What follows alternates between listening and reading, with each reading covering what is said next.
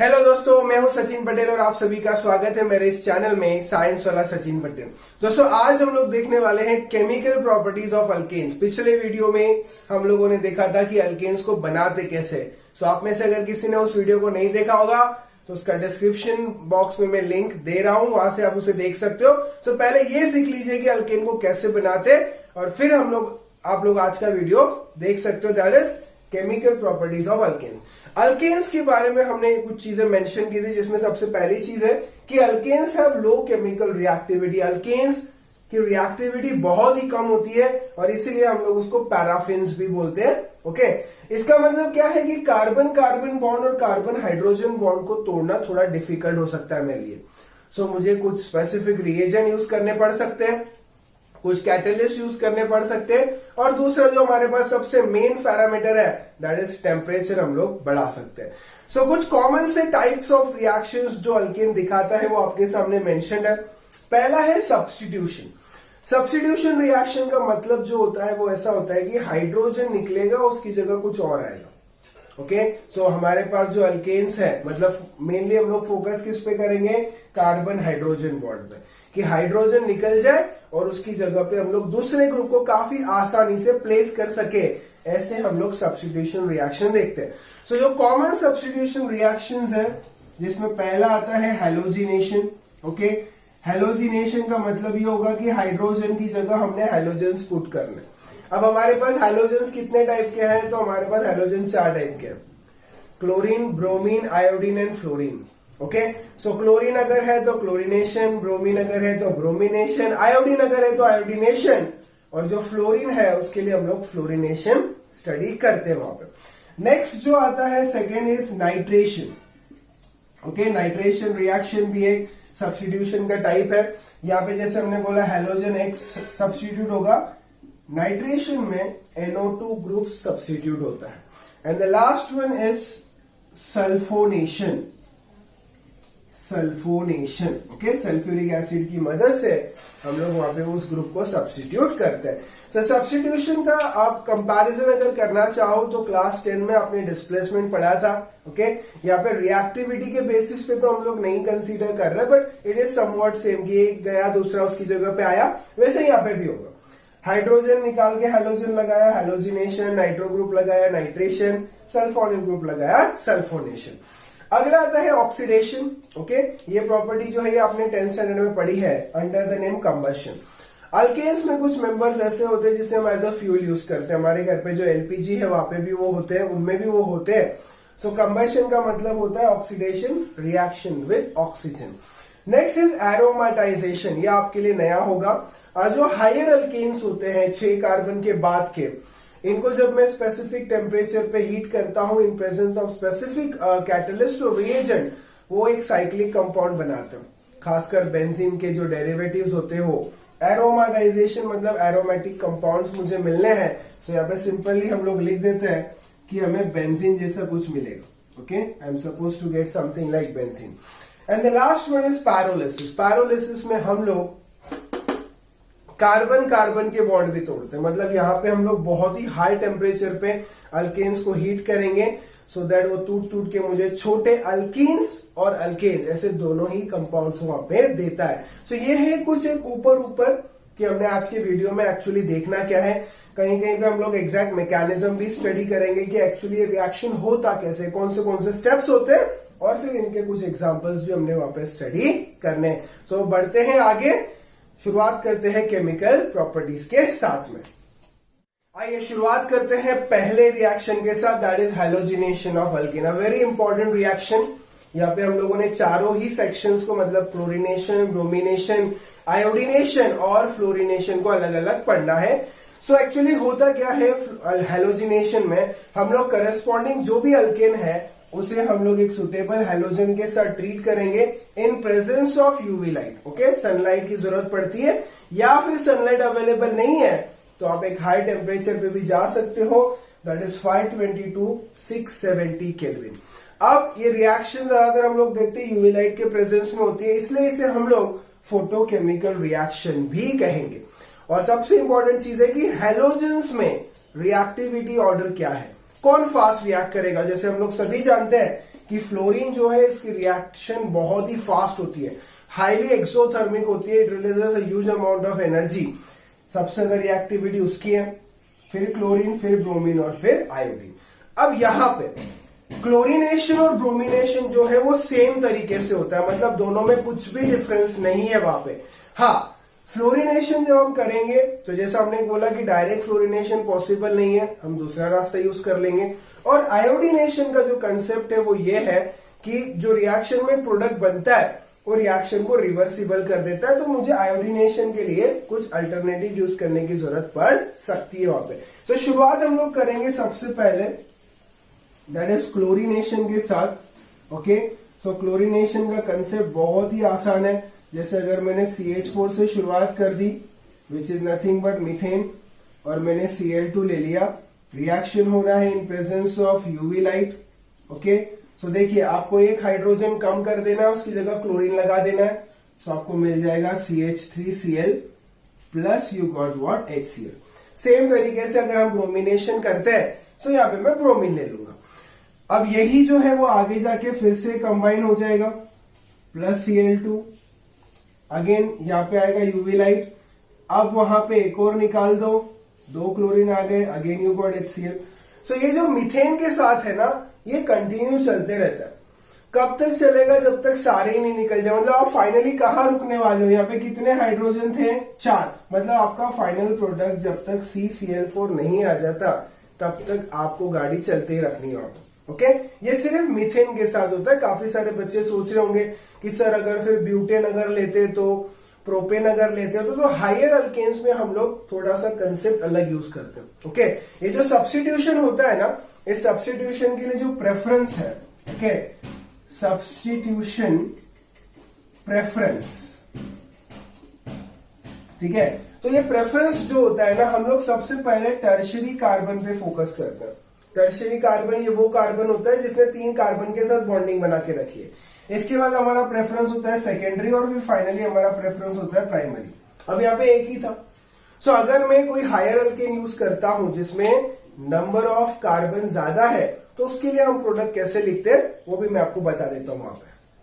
देखो, अब अगर मैं हायर अल्केन कंसीडर करता हूं तो उसके लिए मैंने प्रोडक्ट कैसे लिखना है। तो जैसे सपोज फॉर एन एग्जांपल मैंने अगर वहां पे प्रोपेन ले लिया, ओके, अब प्रोपेन के लिए हम लोग फॉर्मूला क्या लिखते हैं? We go with writing CH3 CH2 CH3, ठीक है।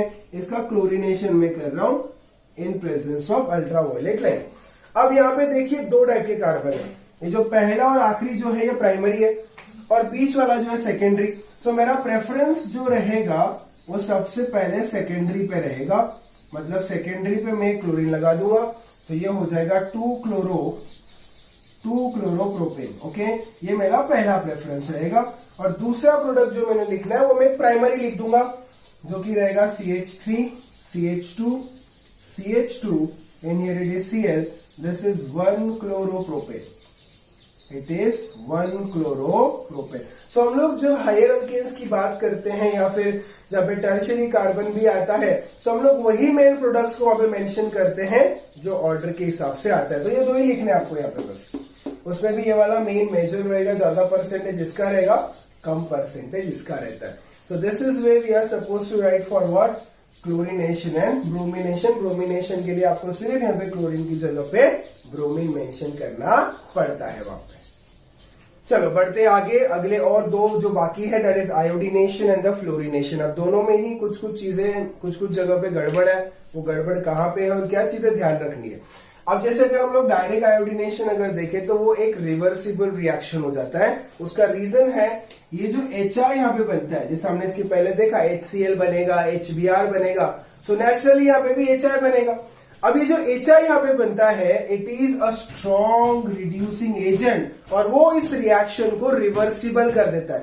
And that is the reason कि मुझे जब भी आयोडीनेशन करना होगा तो मुझे और कुछ एसिड्स का यूज लेना पड़ेगा। जैसे मैं हाइड्रो आयोडिक एसिड का यूज कर सकता हूं या फिर नाइट्रिक एसिड का यूज करूंगा, जिसकी मदद से ये नहीं बनेगा वहां पर।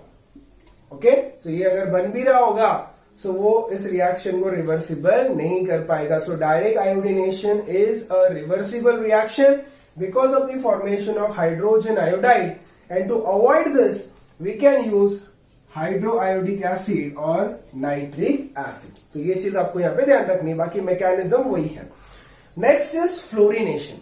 अब जो फ्लोरिनेशन होता है, जैसे हमने देखा कि फ्लोरीन बहुत ही रिएक्टिव है, so direct reaction is not possible, direct fluorination नहीं होता। इसके रीजन भी है कि फ्लोरीन की रिएक्टिविटी इतनी ज्यादा है, जैसा हमने देखा कि बहुत ज्यादा हीट जनरेट होती है, एक्सोथर्मिक है, और इस वजह से जो कार्बन कार्बन बॉन्ड है या कार्बन हाइड्रोजन बॉन्ड है ना, ये पूरी तरह से तहस नहस हो जाएंगे, मतलब हर जगह पे बॉन्ड तोड़ के रख देगा। फिर क्वेश्चन ये आता है कि सर अगर मुझे फ्लोराइड्स बनाने तो अगर मुझे अल्किल फ्लोराइड्स बनाने हैं तो मैंने यूज लेना है ब्रोमाइड्स और आयोडाइड्स का। अगर मैं ब्रोमाइड्स और आयोडाइड्स को एक प्रॉपर रिएजेंट के साथ, जैसे यहाँ पे मेंशन किया गया है mercuric fluoride that is HgF2 के साथ अगर मैं ट्रीट करता हूं तो क्या होगा, आयोडीन हो या ब्रोमीन हो उसकी जगह पे फ्लोरीन आ जाएगा और मुझे करस्पॉन्डिंग फ्लोराइड मिल जाएगा। सो दिस इज इथिल आयोडाइड, उससे मुझे क्या मिला, इथिल फ्लोराइड। तो ये बहुत ही इंपॉर्टेंट रिएक्शन है, ओके। और इस रिएक्शन का जो नाम है that is Swarts reaction, okay. Swarts reaction ये काफी फेमस है बिकॉज इस रिएक्शन की मदद से हम लोग अल्किल फ्लोराइड्स को वहां पे बनाते हैं। So chlorination and bromination is having no problem. Iodination, HI makes it reversible, so we are going with HiO3 or HNO3. Direct fluorination not possible because fluorine is very reactive. It can lead to the breaking of carbon-carbon and carbon-hydrogen bond. So we go with some alternative, that is bromides और iodides को हम लोग treat करते हैं mercuric fluoride के साथ में, so that मुझे corresponding fluoride मिल जाएगा। The name of reaction is Schwarz reaction. Moving ahead with the second chemical property that is nitration. तो जैसा हमने शुरुआत में इंट्रोडक्शन में देखा कि यहाँ पे हम लोग देखेंगे हाइड्रोजन की जगह पे NO2 ग्रुप आएगा, और NO2 ग्रुप सब्स्टिट्यूट करने के लिए सबसे बेस्ट रिएजेंट जो है, जिसे नाइट्रेटिंग मिक्सचर हम लोग कहते हैं या फिर सिर्फ नाइट्रिक एसिड भी हम लोग यूज कर सकते हैं। So alkanes are heated with concentrated HNO3 which is nitric acid, और you can say fuming nitric acid. अब इस रिएक्शन के लिए जो आपको चीजें याद रखनी है वो ये है कि नाइट्रेशन एक्चुअली जो है ना, वो हम लोग दो अलग अलग तरीके से कर सकते हैं। दोनों ही तरीके आपको बताते हैं। One is that is normal, you can से हम लोग उसे नॉर्मल नाइट्रेशन कहेंगे, ये समझने के लिए आसान होता है। और दूसरा जो हमने लेना है वो है vapour phase nitration, vapour phase nitration, okay. अब नॉर्मल नाइट्रेशन जो है, ओके, नॉर्मल नाइट्रेशन को हम लोग कैसे देखते हैं, so you can say only one main product is obtained,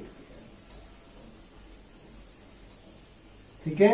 and next it is given by higher alkanes, it is given by higher alkane, जो बड़े अल्केन्स होते हैं, जैसे हेक्सेन हो गया। सो अगर मैं कंसीडर करूं, मेरे पास है CH3, CH2 के 4 unit and this is CH3, एक कंडेंस फॉर्म मैंने लिखा है हेक्सेन का। अब इस हेक्सेन को मैं ट्रीट कर रहा हूं HNO3 के साथ, ओके। सो मुझे क्या मिलना चाहिए, CH3, CH2 के 4 यूनिट्स, यहाँ पे CH2 एक हाइड्रोजन निकल के NO2 लग चुका है, और next product is your H2O. So this is what? This is nitrohexane. This is nitrohexane. यहाँ पे सिंपल सा है, अगर हेप्टेन यूज करूंगा तो मुझे नाइट्रोहेप्टेन मिलेगा। This is about the normal nitration. But vapour phase nitration जो होती है, वेपर फेज नाइट्रेशन में I can say due to breaking of carbon carbon bond, okay, more derivatives are obtained, or you can say more number of products are obtained, okay। मुझे बहुत सारे products मिलते हैं, more number of products। Next important thing, जैसा हमने यहाँ पे mention किया था, it is given by higher alkanes, so it can be given by lower alkanes as well. ये छोटे अल्केन्स भी इस रिएक्शन को देते हैं। तो अगर मैं छोटा अल्केन मतलब इथेन भी ले लेता हूं, CH3, और इसका अगर मैंने नाइट्रेशन लिखना है HNO3 के साथ, तो देखो कितने प्रोडक्ट पॉसिबल है। पहला तो सिंपल से, जैसे यहां सब्स्टिट्यूशन हुआ, CH3 CH2 NO2 मुझे मिल गया। This is what, this is nitroethane मुझे मिल जाएगा, जो कि मेरा एक प्रोडक्ट है। अब अगर मैं बात करूं कि इनके बीच का बॉन्ड भी टूटता है, ओके, सो आपको एक मिथिल ग्रुप अलग से मिल रहा है, उस मिथिल ग्रुप में भी NO2 लग जाएगा। सो वहां पे हम लोग क्या लिखेंगे, CH3NO2, this is nitromethane, this is nitromethane. So this is the point which you must remember जब हम लोग वेपर फेज नाइट्रेशन के बारे में बात करते हैं। अब जैसे अगर हम लोग प्रोपेन लेते हैं, प्रोपेन में कितने कार्बन है, तो प्रोपेन में 3 कार्बन है।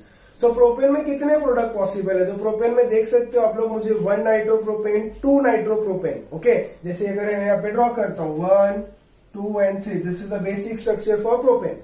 सो ग्रुप्स अगर लगाने की बात करते हैं तो कोई आप यहाँ पे भी लगा सकते हो, which is a normal product, जो यहाँ से मिलेगा। सेकेंड केस में मुझे और ऑप्शनल प्रोडक्ट चाहिए तो कोई यहाँ पे भी लगा सकते हैं, तो वो 2 नाइट्रो हो जाएगा। फिर बॉन्ड भी ब्रेक हो सकता है, सपोज यहां से बॉन्ड ब्रेक हो गया, मतलब ये 2 कार्बन अलग, ये एक अलग, तो उनमें भी वो लग सकता है। मतलब टोटल मेरे 4 प्रोडक्ट पॉसिबल है, nitromethane, nitroethane, nitropropane and 2 nitropropane. सो ये वेपर फेज की थोड़ी सी दिक्कत आ सकती है, मल्टीपल प्रोडक्ट ज्यादा डेरिवेटिव मिलते हैं, बट यहाँ पे नॉर्मली ऐसे प्रोडक्ट मुझे मिलते नहीं है।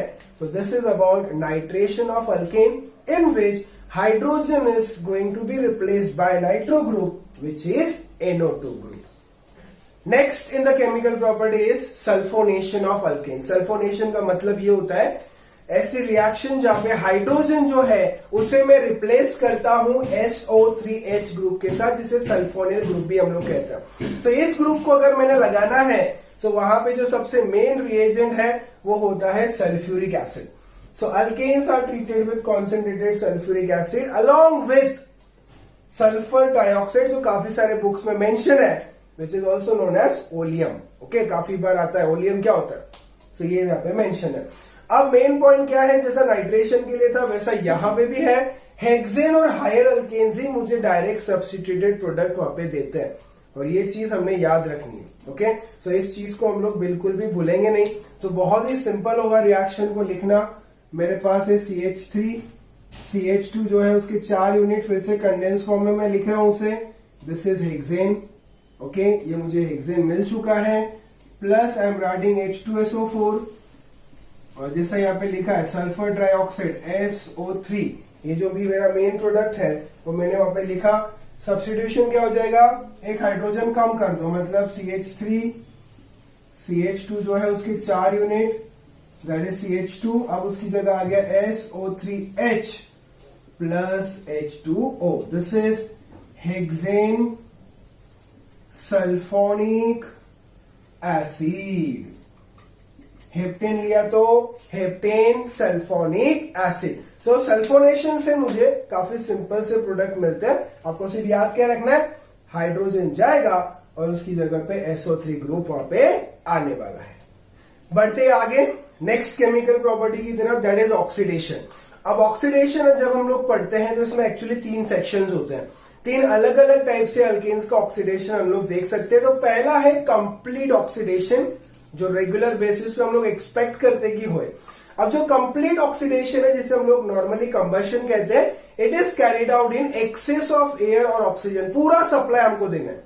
और जो मेन प्रोडक्ट्स हम लोग यहाँ पे देखते हुए carbon dioxide and water along with some heat, और यही हीट जो है वो हम लोग घर में भी यूज करते हैं खाना बनाने के लिए। तो जो हमारे पास LPG सिलेंडर आता है, LPG stands for liquefied petroleum gas, इसमें ब्यूटेन, प्रोपेन इनका मिक्सचर होता है वहां पे। तो इसलिए बोला जाता है कि घर पे जो भी गैस हम लोग यूज कर रहे हैं उसका कंप्लीट कंबशन होना चाहिए। So you can check out one sample reaction. Methane का कंप्लीट कंबशन मतलब reaction in presence of oxygen, ये मुझे देता है carbon dioxide, water and heat. Ethane का भी ऐसे ही होगा, प्रोपेन का भी ऐसे ही होगा। हाँ, बस आपको कोएफिशिएंट्स अलग अलग यूज करने पड़ सकते हैं टू बैलेंस देम। तो यहाँ पे तो ये जो प्रोडक्ट मुझे मिल रहा है this is regular and as expected. अगले जो 2 केसेस है उसमें से जो पहला है दैट इज इनकम्प्लीट कंबशन। ये काफी मैटर ऑफ कंसर्न होता है काफी बार। इनकम्प्लीट कंबशन कब होता है, जब ऑक्सीजन या एयर का सप्लाई लिमिटेड होता है या प्रॉपर एयर नहीं मिल रही होती है। एक चीज आप नोटिस कर सकते हो, जो घर पे गैस है खाना पकाने के लिए हम यूज करते हैं, उसकी जो फ्लेम होती है ना वो क्लीन फ्लेम होती है, और जनरली उसका कलर जो होता है वो कलर ब्लू होता है। ओके, मतलब उसमें सारी चीजें प्रॉपरली हो रही है। बट खाना पकाते वक्त, रोटी बनाते वक्त अगर कुछ पार्टिकल्स वहां गिर जाते हो, जो छोटे छोटे होल्स होते हैं, तो आप देख सकते हो येलो फ्लेम भी आती है।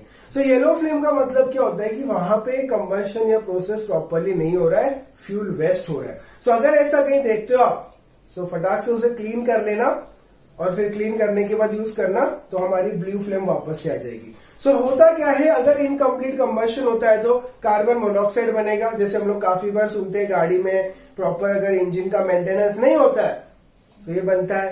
कुछ अनबर्न कार्बन पार्टिकल जिसे ब्लैक सूट हम लोग कहते हैं, ये भी बन सकता है। Okay, and water is again the secondary product. So methane oxygen के साथ लिमिटेड अमाउंट में आपको कार्बन मोनोऑक्साइड और वाटर देगा, और वो भी अगर मैंने कम कर दिया, इसका लिमिट और कम कर दिया, मैं 2 मॉलिक्यूल से अब 1 कर दिया, तो जो कार्बन मोनोऑक्साइड मिल रहा था वो भी नहीं मिलेगा, मुझे सिर्फ कार्बन मिलेगा। और ये जो कार्बन होता है जो गाड़ियों से बाहर निकलता है, ये हमारे लिए बहुत हार्मफुल है। सो ये है 2 सेक्शंस। ओके, पहला कंप्लीट कंबशन का, जहां पे मुझे कुछ एनर्जी मिलेगी जिसे मैं यूज करूंगा, और सेकेंड इज इनकम्प्लीट कंबशन, जहां पे मुझे जो प्रोडक्ट्स मिल रहे हैं। कार्बन मोनोऑक्साइड के बारे में आपने सुना ही होगा, इट इज हार्मफुल गैस, और कार्बन के जो पार्टिकल्स है वो हमें रेस्पिरेटरी प्रॉब्लम्स क्रिएट करती है। सो इसके लिए जहां तक हो सके the supply of air and oxygen should be proper. Now the third section of oxidation, that is catalytic oxidation. इसके पहले जो भी हमने देखा वहां पे मुझे carbon dioxide, carbon monoxide, carbon, water, ऐसे कुछ प्रोडक्ट मिल रहे थे। बट अब जो है कैटालिटिक ऑक्सीडेशन, यहां पे मुझे कुछ मेन प्रोडक्ट्स मिलेंगे। इन शॉर्ट आप बोल सकते हो कि मुझे अब डायरेक्टली दूसरा फंक्शनल ग्रुप ही मिलने वाला है। जैसे कि पहला है, अगर मैंने मीथेन और ऑक्सीजन के मिक्सचर को इन रेशियो 9:1 इसे कंप्रेस किया 100 ATM की मदद से, और उसे फिर मैंने पास किया कॉपर ट्यूब से, तो मुझे मिथिल अल्कोहल मिलता है। मतलब मीथेन से मैं एक अल्कोहल ऑब्टेन कर रहा हूं with corresponding carbon, that is Mithil alcohol. तो आप देख सकते हो methane and oxygen, the required condition is 100 ATM pressure. तो ये जो भी रिएक्शंस है, यहां पे आपको कैटलिस्ट कंपल्सरी यूज करना है, and you have to make sure कि जो टेम्परेचर की रिक्वायरमेंट है या प्रेशर की रिक्वायरमेंट है वो प्रॉपर होनी चाहिए। शुरुआत में हमने देखा अल्केन की रिएक्टिविटी बिल्कुल कम है। सो अगर हमें कुछ यूजफुल प्रोडक्ट्स चाहिए, सो हमें इन कंडीशंस को मेंटेन करना पड़ेगा। सो temperature is 523, so you will get corresponding alcohol which is methyl alcohol CH3OH. So the required things are the ratio should be proper, okay, the atmosphere should be maintained with proper pressure, and the temperature range should be there. Now the second one, again मैं mixture ले रहा हूं oxygen और methane का। अब मैंने इसे पास करना है मोलिब्डेनम ऑक्साइड के साथ, दैट इज MOO। तो ये मुझे करस्पॉन्डिंग फॉर्माल्डिहाइड दे रहा है। आप देख सकते हो यहां पे मैंने ऑब्टेन किया था अल्कोहल। अल्कोहल का मतलब क्या होता है, OH ग्रुप। यहां पे मैं ऑब्टेन कर रहा हूं फॉर्माल्डिहाइड जो कि एल्डिहाइड है, that is CHO। So methane से आपको मिलेगा formaldehyde, that is HCHO। You can check out this functional group, ये आपका अल्डिहाइड का ग्रुप है वहां पर। Okay, and last one is for ethane. Okay, last one is for ethane. So ethane is oxidized to ethanoic acid, मतलब alcohol aldehyde के बाद acid. कब? जब मैं उसे ट्रीट करूंगा ऑक्सीजन के साथ इन presence of manganese acetate. So this is CH3CO 2 times along with manganese, this is manganese acetate. So मुझे इथेन है 2 कार्बन, so उसका करस्पॉन्डिंग वहां पे एसिड मिलता है। So ये जो है ये कुछ स्पेसिफिक एग्जांपल्स है, आप इन एग्जांपल्स को वहां पे याद रख सकते हो। नो डाउट अल्कोहल, एल्डिहाइड और एसिड वाले चैप्टर में ये फिर से आएगा वहां पे, बट कहीं ना कहीं हम लोग अल्केन यूज कर रहे हैं, इसलिए ये अल्केन की केमिकल प्रॉपर्टी का भी पार्ट है। सो पहला था कंप्लीट कंबशन, दूसरा था इनकम्प्लीट कंबशन, और तीसरा है कैटालिटिक। ठीक है, कुछ कैटलिस्ट को मैंने यहाँ पे यूज करना है to get corresponding alcohol, aldehyde और carboxylic acids. Moving ahead with the next chemical property, that is aromatization. Okay, मतलब साइक्लिक कंपाउंड्स बनने हैं। मेन तो मुझे एरोमेटिक हाइड्रोकार्बन्स यहाँ पे बनाने। क्या क्या कंडीशन है, क्या क्या चीजें रिक्वायर्ड है, देखते हैं। अल्केन्स विद 6 और मोर कार्बन, 6 तो चाहिए चाहिए। बेंजीन में 6 कार्बन होती है, उसके आगे भी अगर मैं यूज करूं तो मुझे वैसे कंपाउंड्स मिलते हैं। Next, heated to about 773 Kelvin. This is required as well, along with a pressure of 10 to 20 atm. 10 से लेके तो 20 atm तक प्रेशर चाहिए, मतलब चाहिए। और मेन जो है वो है कैटलिस्ट। काफी सारे कैटलिस्ट है, ओके, क्रोमियम, वैनेडियम, मोलिब्डेनम, ये एल्यूमिना जेल पे। काफी सारी बुक में क्रोमियम ऑक्साइड है, काफी सारी बुक में Al2O3 भी मेंशन है। तो मुझे करस्पॉन्डिंग एरोमेटिक हाइड्रोकार्बन वहां पे मिलेगा। अब क्या होना है रिएक्शन में, तो जैसे अगर मैं हेक्सेन लेता हूं, जो कि बेसिक रिक्वायरमेंट बोली गई है यहाँ पे, again I will be writing in the condense form, this is hexane, okay. अब ये हेक्सेन जो है, इसको मैं हीट कर रहा हूं रिक्वायर्ड टेम्परेचर पे, और बोला गया है 10 से 20 atm प्रेशर भी लगाना। सो मुझे मिल जाएगा बेंजीन, ओके। बेंजीन कैसे होता है, CH along the vertices of hexagon आपको प्लेस करने, और अल्टरनेट डबल बॉन्ड और सिंगल बॉन्ड आपको मेंशन करना है। ये हमारा बेंजीन का स्ट्रक्चर, ओके।